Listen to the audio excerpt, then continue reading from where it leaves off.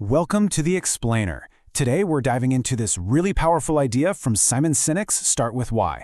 It's all about the massive difference between just manipulating people for a short-term gain and actually inspiring them for the long run. And trust me, once you see it, you're going to start noticing it absolutely everywhere. I mean, think about it. From the second you wake up, you're just bombarded with messages, ads, news headlines, all trying to get you to do something. Buy this, believe that, vote for this person. But what's really driving your decisions? Are you the one making the call, or is it something else? Well, Sinek argues that, more often than not, the answer is manipulation.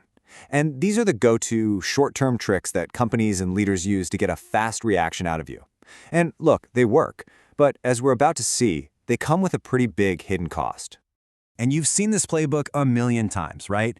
The flash sales that create this fake urgency, those fear-based ads, like the classic "this is your brain on drugs" campaign, or even that endless cycle of new and improved products. These are all just manipulations. They're designed for a quick win, but the effect, it never lasts. Let's just zoom in on price for a second. Sinek actually compares it to a drug. Yeah, that short-term hit from a big sale feels great, and over time, it creates an addiction. Customers learn to only buy when there's a discount. It just becomes a race to the bottom that destroys any sense of loyalty. And that's especially true when companies rely on something called slippage. That's them betting you won't actually bother to mail in that rebate.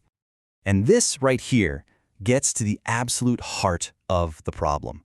Manipulations might get you a sale, a single transaction, but they will never create true loyalty. They don't build that tribe of people who believe in what you do and who will stick with you no matter what. But here's the thing.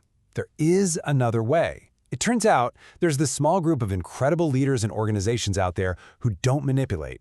They inspire. And the fascinating part is they all share this secret pattern in how they think, act, and talk to people. And Sinek gave this pattern a name. It's a simple but totally profound idea he calls the golden circle. And it's basically the blueprint for how to build real, lasting influence by inspiring people.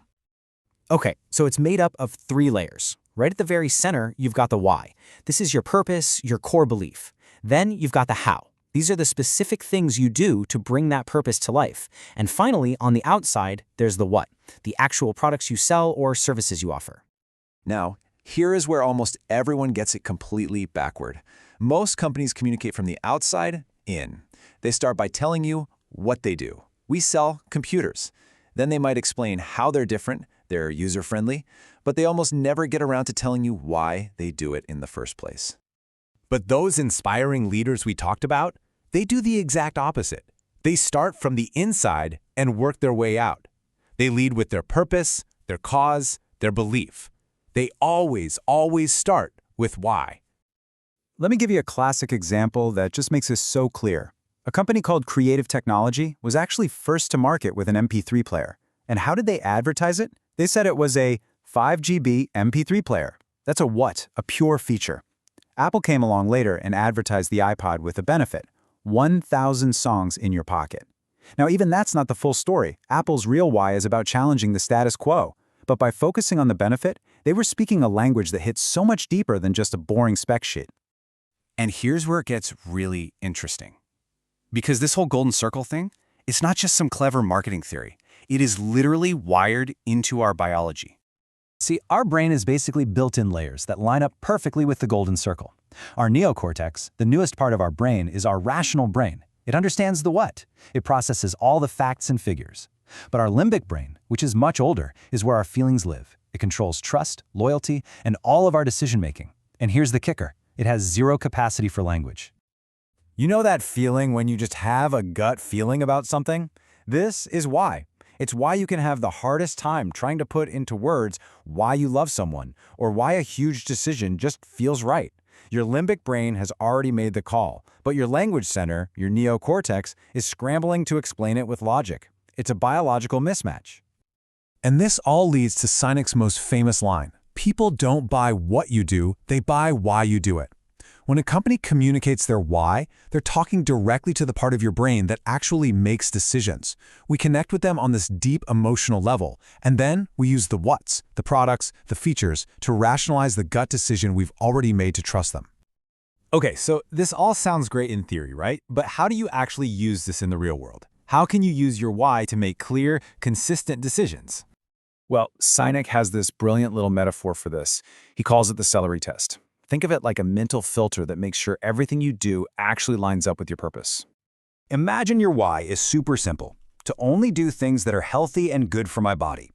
Okay, you're at a dinner party, and people start giving you advice. Someone says, oh, you should buy M&Ms for a quick energy boost.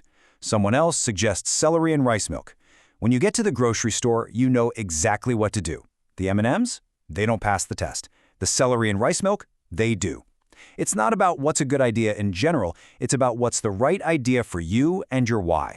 And really, that's the whole point here. When your why is crystal clear, it's not just some nice-sounding mission statement you hang on a wall.